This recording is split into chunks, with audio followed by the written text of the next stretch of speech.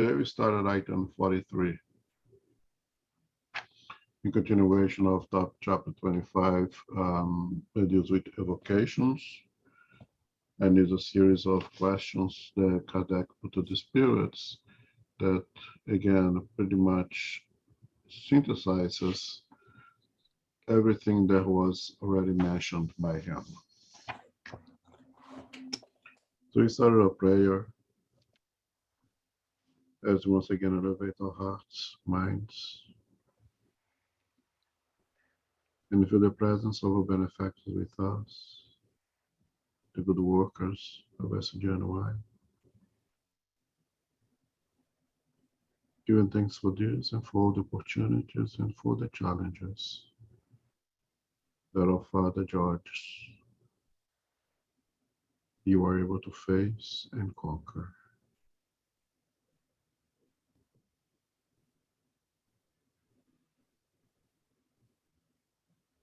We ask to be guided,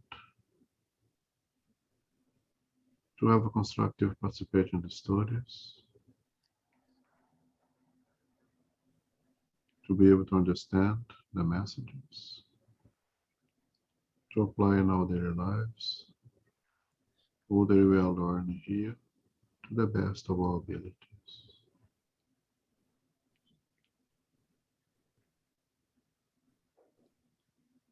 Extending our vibrations of love and peace, of wellness, to our brothers, sisters who just left, for the ones who are not able to be with us. We ask permission to start the second part of our studies.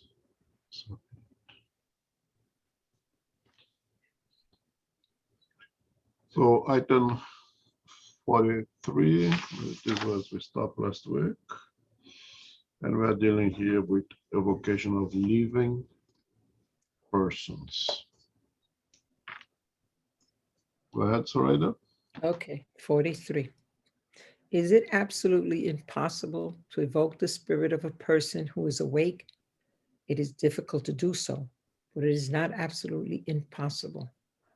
For if the evocation tells the person evoked may fall asleep, but a spirit can only communicate as a spirit at times when his presence is not necessary to the intelligent activity of his body. Experience shows us that an evocation made while the person evoked is awake may produce sleep, or at least a state of somnolence akin to sleep. But this effect can only be produced through a very energetic willing on the part of the evoker, combined with the influence of sympathy between the evoker and the evoked, as otherwise the evocation does not tell. Even should the evocation produce somnolence, if the moment were unpropitious, as for instance, if the person evoked did not wish to go to sleep, he would resist, or if he succumbed, his spirit would be troubled and would find it difficult to reply. The moment most favorable for the evocation of a person in the flesh is during his natural sleep, because his spirit, being then comparative free, can come to the call as easily as it can go elsewhere. When the evocation is made with the consent of the person evoked, and he tries to go to sleep for this purpose, it may happen that the act of evocation troubles him and keeps him from sleeping. On every account, therefore, such evocations should only be made during the natural sleep of the person evoked. So firstly, we already established that the evocation of incarnated spirit is possible, that incarnated spirits can leave the physical body and attend to an evocation somewhere else. We already discussed that.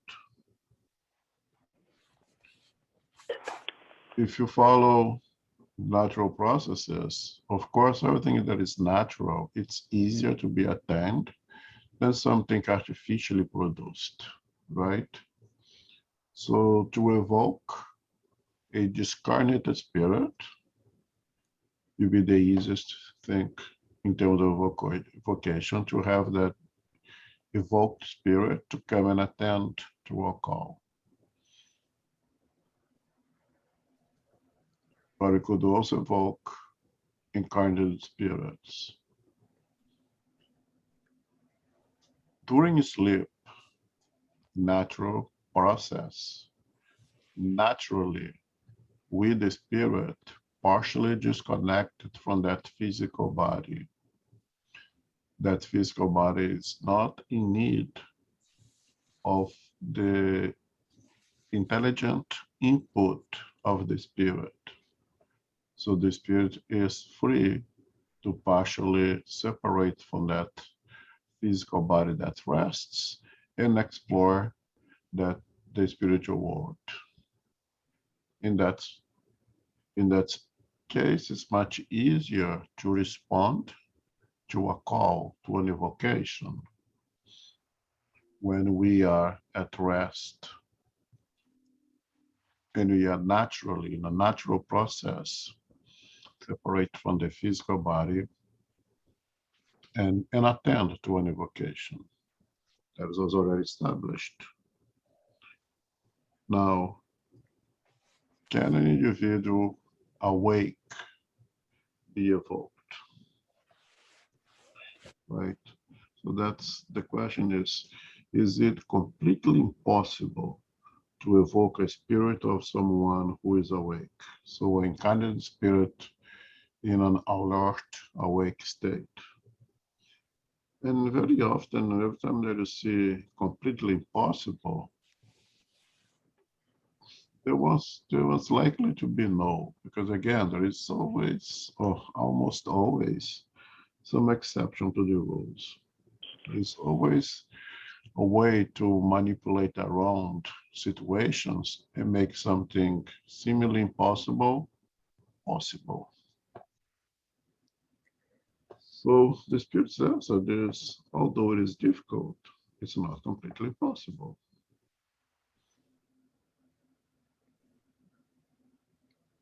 If that evocation is done so strongly, with so much intensity of energy, and more important, perhaps equally important, the affinity of the one doing the evocation and the spirit and the one being invoked is a strong sympathy, is a strong communion of thoughts that we just spoke in the first part.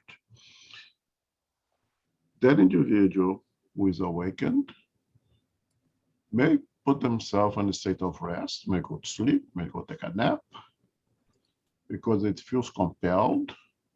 Something compels him to respond to that evocation. Now the body is at state of rest. The spirit can partially separate from that physical body that is at rest, that does not require the intelligent input of the spirit, and can go and attend it. And Kardec says more here. Now, is Kardec saying the experiments has proven that the vocation during the awake state can cause the sleep, or at least the state close to sleep. And when Kardec said the word experiment is because he did those experiments. They actually did evocations at a distance place of someone in particular, and that someone in particular felt the necessity of taking a nap or sleep a little bit and to attend. But he cautions here, however, the effect can only be produced by a very energetic will, and if there are bonds of affinity between the two individuals. So again, I just said over here, if the will, the energy put in that evocation is so strong, and there is degree of affinity between the one making the vocation and the one being invoked, that individual will receive that energies even when alert and awake, And we feel compelled for someone to take a little break, a little rest, and respond to that evocation.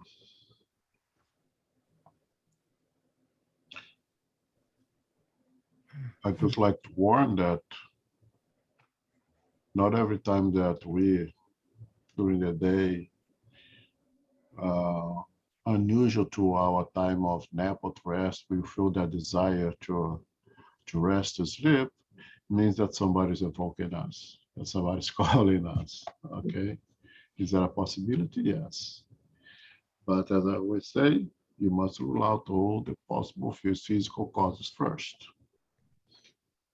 No physical cause, maybe somebody's calling you. Maybe you can go take a little nap and respond to a call. Questions?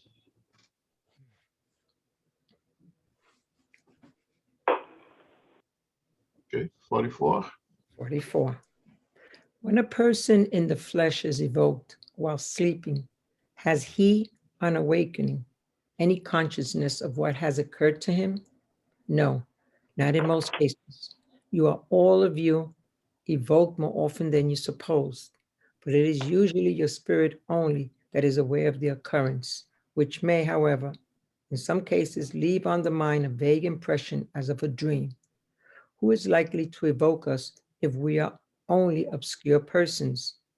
You may have been widely known in former existences. In this world or in other worlds, you have many more relations and friends in this world or in other worlds than you know of it in your awakening state.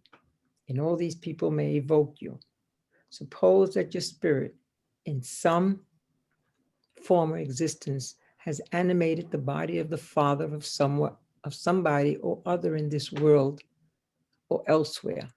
If that other person should evoke his father, it is your spirit that would be evoked, and that would answer their vocation. Okay, Okay. thanks. So, does a living person who is evoked will remember when they wake up? You have to, we need to think of it here that remembrance in our awakened state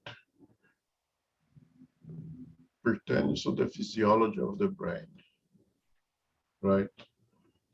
Although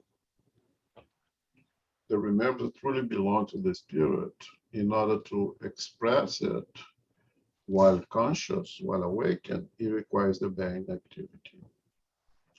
And when I leave my physical body at rest and I go to attend an evocation, maybe I have, I don't know, maybe my sister in Brazil, it needs to talk to me and keep sending me, bombardment of energies, and I'll receive that call and I put myself to a nap and I'll be able to attend.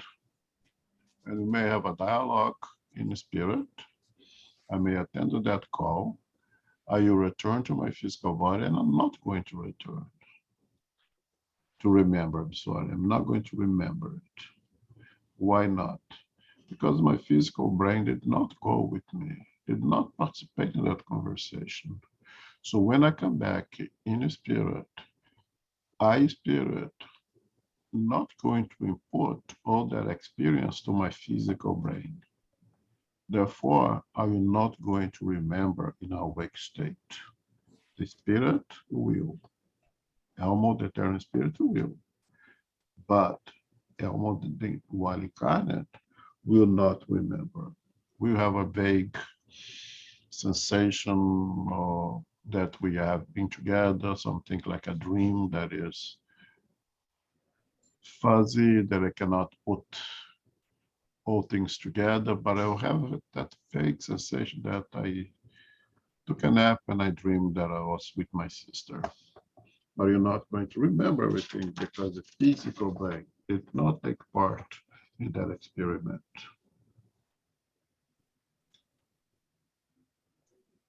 Now, the question, actually the good question Renato had last week is, who would evoke us while we are incarnate? would want to evoke us if you are unknown to him or to her? Who would evoke me? Who would evoke Almo? And and the answer is what I had given last week as well. That during our lives, we could have been many different things, including well-known persons. Why not? And we may have lived in different worlds. Why not? And if our relationships based in true love are just eternal as we are, we just covered that in the first part, then I'll continue to be remembered. I, the eternal spirit, but with those to whom we have tremendous affinity, that we love one another, but from experiences in previous reincarnation, perhaps even in different worlds. And those individuals may evoke us.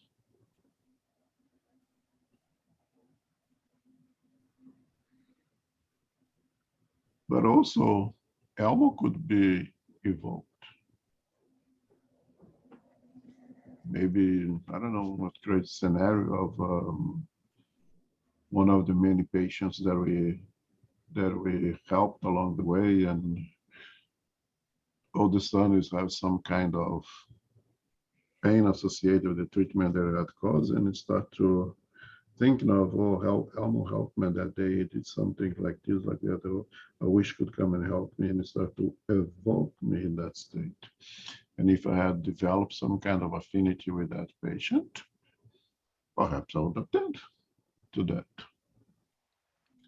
But it could also be my father for 3 incarnations ago, to whom we are strongly attached as eternal spirit, but whom I do not recall in this reincarnation for the right reasons. But the affinity is so strong that at a time of crisis, perhaps that was my father in previous reincarnations, may think of me, may evoke my presence, may ask for my presence, that I am do not recall, but when free from the physical body, then I'm able to retrieve all those previous experiences that I cannot recall right now, and have tremendous amount of sympathy, perhaps love with that spirit that was one time my father. I will receive that evocation, I will listen to that call, and I'll be able to attend to it.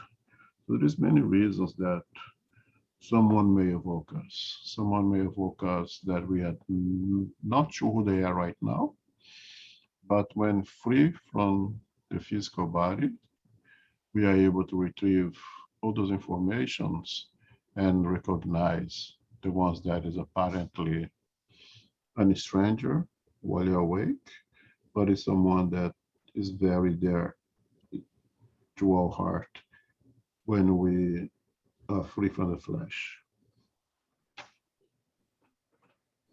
We have to remember that we have our blood family, but we also have our spiritual family. Mhm.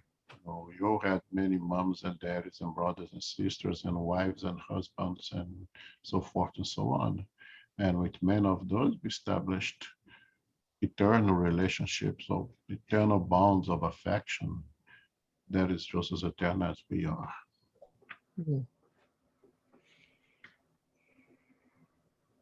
Okay, Okay. Number 45. please. Yes. When the spirit of a person in the flesh is evoked, does he reply as a spirit or with the ideas of his awakening state? That depends on his elevation. But at all events, his judgment will be clearer and less influenced by prejudices than his awakening state. For when answering an evocation, his state is analogous to that of lucid somnambulism, The two states, in fact, are almost the same. It's an interesting question. Yeah. So if Elmo, if I am evoked, once I leave the flesh, I can only respond as Elmo, or I'm able to expand myself beyond Elmo and more like the eternal spirit that now is playing the role of Elmo. And the answer is that it depends on the elevation of Elmo. It depends how much Elmo is able to free himself from the materiality of this present existence and expand into the eternal Elmo with many, many other experiences. But regardless of how much I can go back into my own past, Elmo without the limitations of the physical body, free to expand myself beyond the limitations of the body, I will see things, I will understand things much greater clarity. And I would be able to understand, to reason things in a much clearer, much better way. Pretty much like sonambulism when you discover the sonambulism, right?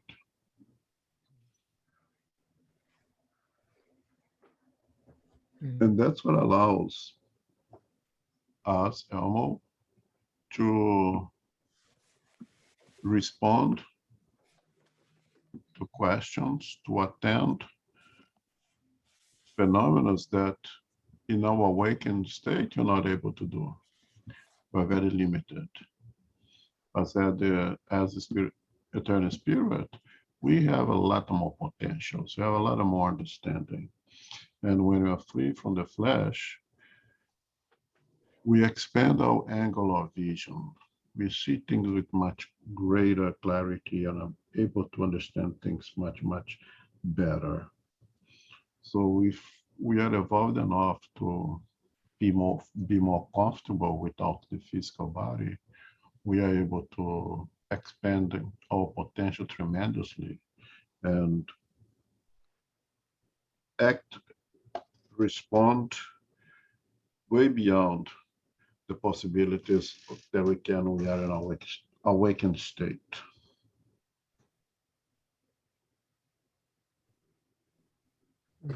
Is that understood? Yeah. Okay. Okay. 46. 46. If the spirit of a somnambulist be evoked while in the magnetic sleep, will he be more lucid than one who is not a somnambulist? He will undoubtedly answer with greater facility because he is more disengaged from matter. Everything depends on the degree of the spirit's independence of the body. Could the spirit of a somnambulist answer the evocation of a person at a distance while answering another person verbally? The faculty of communicating simultaneously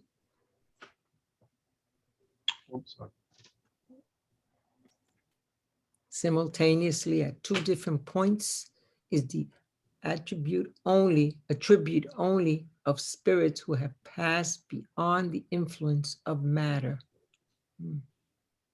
Okay, there's two questions here. Yeah.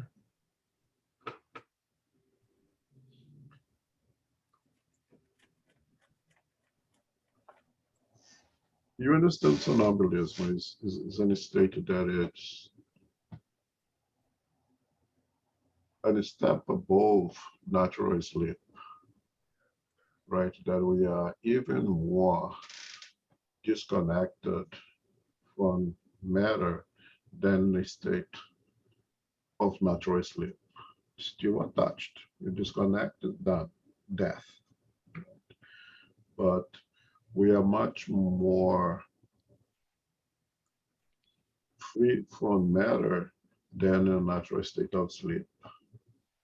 So therefore, for somnambulists to respond to an evocation, it's much simpler, it's much easier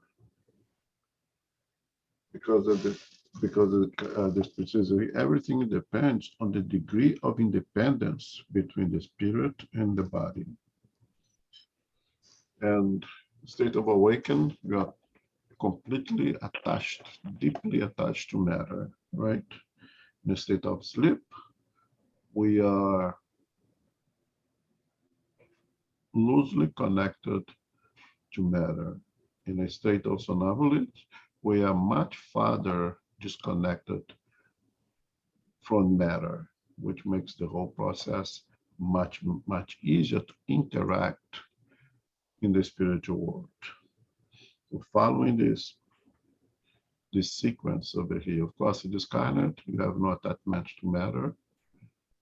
Somnambulists have a lot more freedom. Natural sleep has some freedom. And awaken, we have no freedom, basically, right? Now, can even a somnambulistic, in a somnambulistic state, communicate at two different places simultaneously? And the answer is that this ability to communicate simultaneously in two different places only belongs to spirits who are completely free of matter. If it's hard enough to disconnect, to be able to attend an evocation, can you imagine two different places? It's kind of asking too much. The spirit would not have the ability to radiate its energies simultaneously to different places, because that's what higher spirits do when they communicate in many different places, not only two, but many different places. They radiate their energy, they radiate themselves to different places. Just like the example that Ron gives to us, if you watch a concert on TV, anyone who tunes on that channel will receive the same images, but it's not that the show is happening here and there. The show is happening in one place, and it's being radiated to many different locations. And that's how the spirits will communicate, will provide messages at different places simultaneously by radiation of its own energies, of its own thought. And we are not able to do that while still attached to matter. That's asking a little bit too much from us.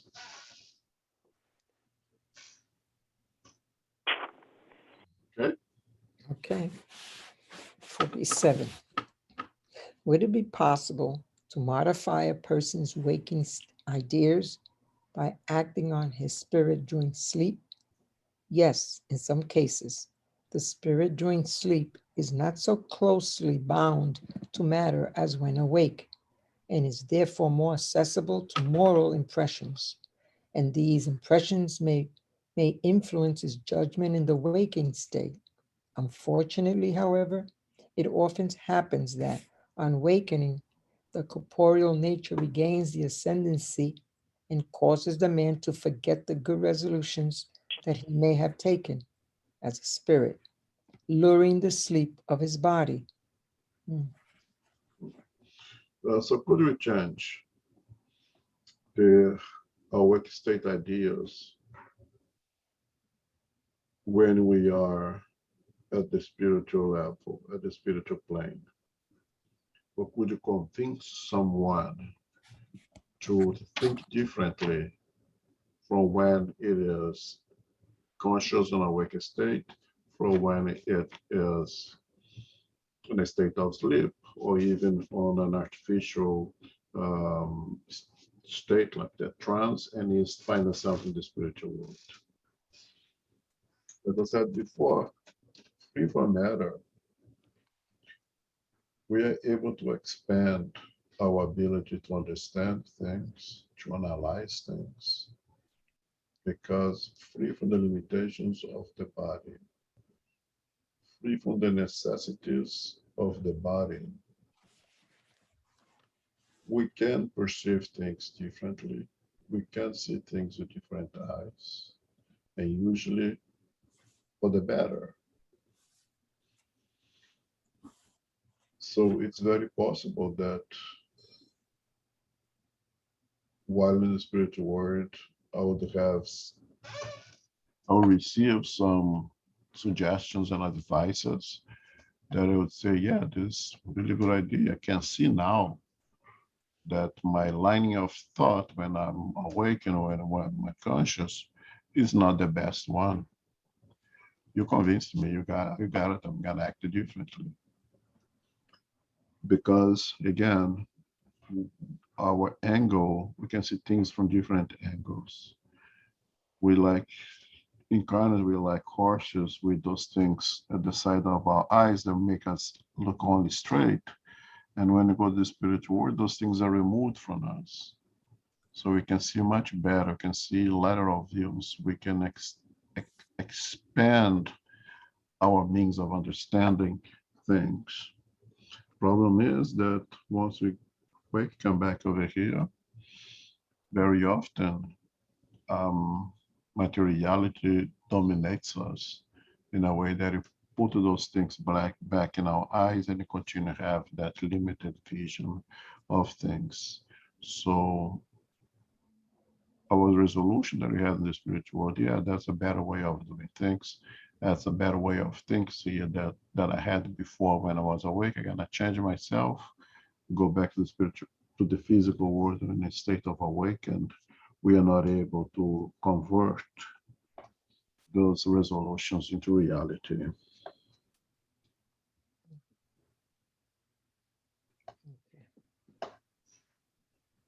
Okay. Okay. 48. Is the spirit of a person in the flesh, when evoked, free to speak or not to speak as he chooses? He has his spirit faculties and consequently his free will. And as he then has more perspicacity than in his waking state, he is even more circumspect than when awake. Okay, so the question is, can you be forced to say things that you don't want to say? So is the spirit of a living person free to say or not say whatever they want? If with or without the flesh, with or without the physical body, we have free will. We have the right of review or not review things, or say or not say things, and that continues with or without the physical body.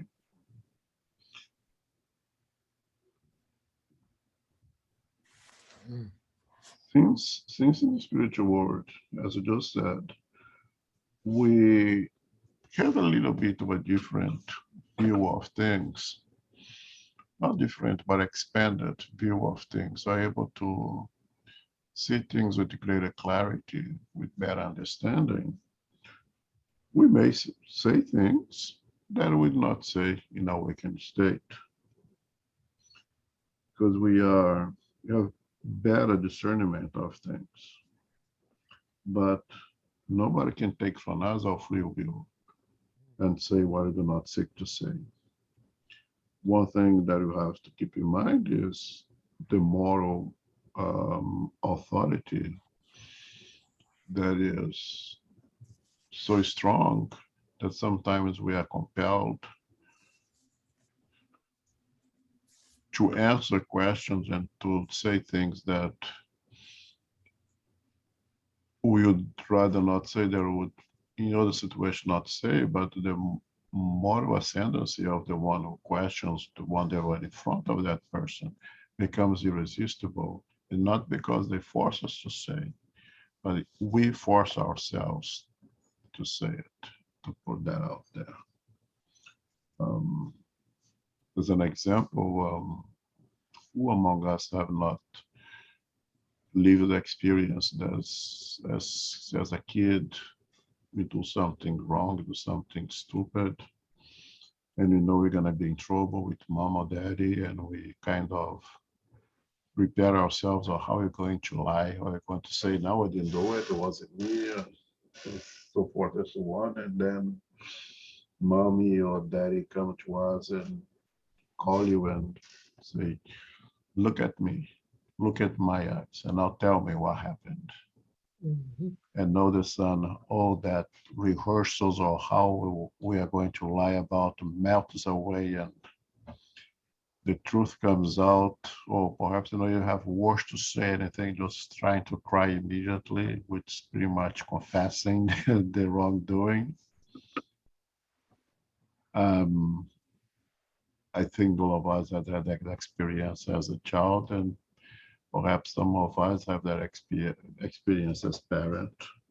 Is that moral ascendancy that forces us to be truthful, to come clean, which indeed is a good thing. If we look back in our childhood, you say, thank God, mom that had that magnetic eyes that was pretty hard to lie to her.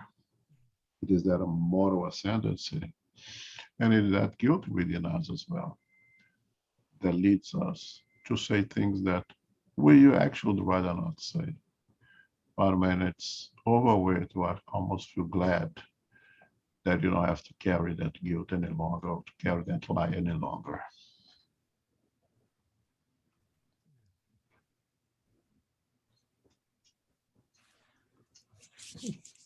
Okay. Okay, 49.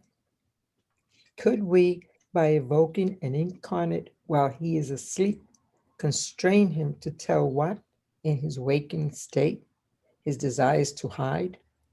I have told you that a spirit has his free will, but when his body is asleep, he attaches less importance to some things than he does when he is in his waking state, and his conscience may also assert itself more freely.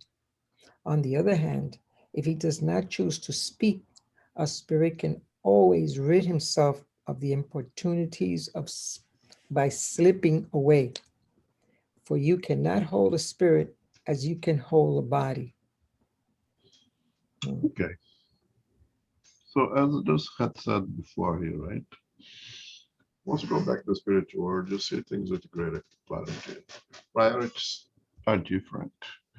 The importance that you may give to things while awakened are not so important when we are disconnected from flesh. And conversely, things that we judge to be so important while we are awakened lose its importance when we are in the spiritual world.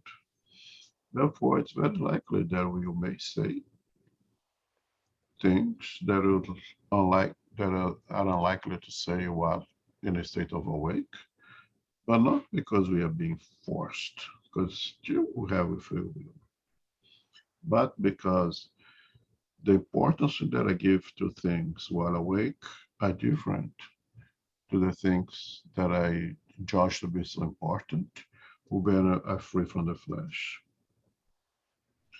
And again, there is the issue of our conscience, that we are more in tune with our conscience when are limited, when are free from the flesh. And that our conscience, that judge that we all have, that keeps calling us to tell the truth, is the deep look of mom or daddy right into us, that can see the truth within us, and it becomes almost impossible for us to not tell the truth at that moment. But if the spirit cannot handle the situation, still choose not to say things, knowing that would be pretty irresistible, secondary to the moral authority of the one who is questioning. It's that simple. Just go back to the body and wake. You cannot hold the spirit hostage as can hold the physical body hostage. If we cannot handle the situation, we just run away and wake up, and perhaps waste a great opportunity of better ourselves. Mm. Okay, questions, comments? Okay. Okay, 50. 50. Could Mhm. not the, could not the spirit of a person in the flesh be constrained by another spirit to come and speak out, as is done in the case of wandering spirits? Among spirits, whether in the flesh or out of it, there exists no other supremacy than that which belongs to moral superiority. And you may be very sure that no superior spirit will lend himself to any such cowardly piece of villainy. And remark, read the remark. Yes, please. Okay.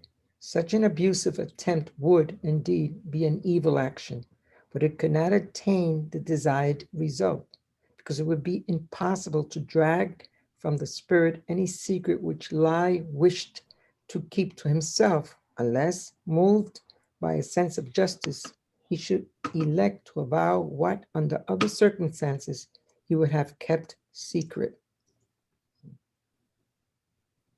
A lady known to us resorted to this method in order to learn from one of her uncles whether the will of the latter was in her favor. Evoked by her during his sleep, the questioned by her as to whether Lai had left his property to her, the spirit replied, "Yes, my dear niece, and you will soon have proof of it." This was the fact at that time, but a few days afterwards, the uncle destroyed his will, made another of a different tenor, and was malicious enough to tell his niece that he had done so, although he did not know that he had been evoked by her. An instinctive feeling had urged him, no doubt, to execute a resolution taken by his spirit when the question of his will was put to him by his niece. It is a base and dastardly thing to ask a spirit as a spirit, whether he or out of the flesh. What we would not venture to ask him as a man, and it is, moreover, a baseness which has not even the advantage of attaining the result it is intended to compass. Okay. Okay. Sorry, it's allergy season.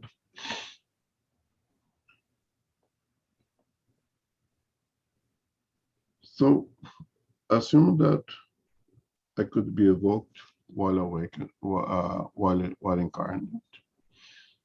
And when my body is resting, I go back to the spiritual world. Somebody evoked me and I will attend to that call. And they may either put on questions or make to me and I will answer them. Things that I perhaps would not answer while incarnate, because again, my priorities change, my importance. I do not give so much importance. Perhaps I do not give much importance to materiality of possessions. And I may say those things because I want to.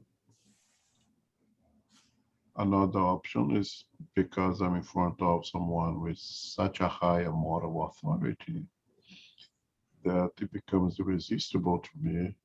And I will answer and I will see things that I'm asked that I'm unlikely to do while awakened. And as an example, yes, is this uncle who was evoked by Denise because she was interested to know about the will when he died, would he leave anything for her? And he had already made that will. It included her leaving something. And responding to the evocation, he answered the question that yes, I did make the will and did something for you, and you find out when the time comes. Upon return to the physical body, he did not recollect the event, could not remember that happened, that evocation, that conversation while he was free from the flesh. But something guided him to throw away that will and redo another one, and this new one would not put anything for Denise. And he even did her the favor or disfavor to let her know of it, her to know of it. He did not know. And they stayed awake, but the spirit does know. And the spirit have that impulse to go ahead and to do things. So the moral of the story is that be careful what you wish for. Be careful what you do with your potentials to evoke individuals. Because the consequence may not be what you expect, may not be so good. The cowardly act to get to try to get information of one of us while we are free from the flesh. Because right now I was incarnate, living this physical life here, and things pertaining to this world, to this life, should be dealt here right now. It's pretty coward to make advantage, take advantage of me when I'm in spiritual world, and ask and make me, but not make me directly, but asking and getting answers for things that I would not give while awake, just because of it, my priorities are different. And perhaps I'm not so concerned with what I'm gonna do with my house when I die. If my son or my daughter wants to know, they should ask me while I'm awake, not evoke me when I'm disconnected. It's pretty coward because when I'm there, I will give no value to this house. Hmm.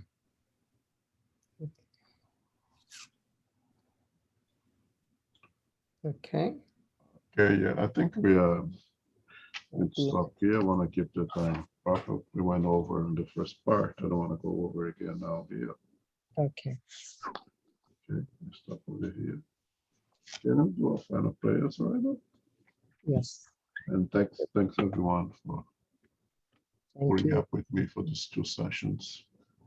Thank you. And now, as we come to the end of our meeting today,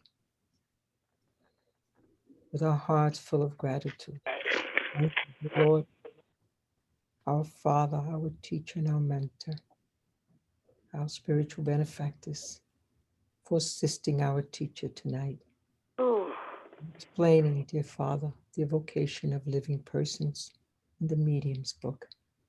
We are so grateful. We thank him. We thank you, allowing us to open a window of so much importance, understanding both worlds, where we, throughout the week, continue with our studies and our groups, with our prayers at home.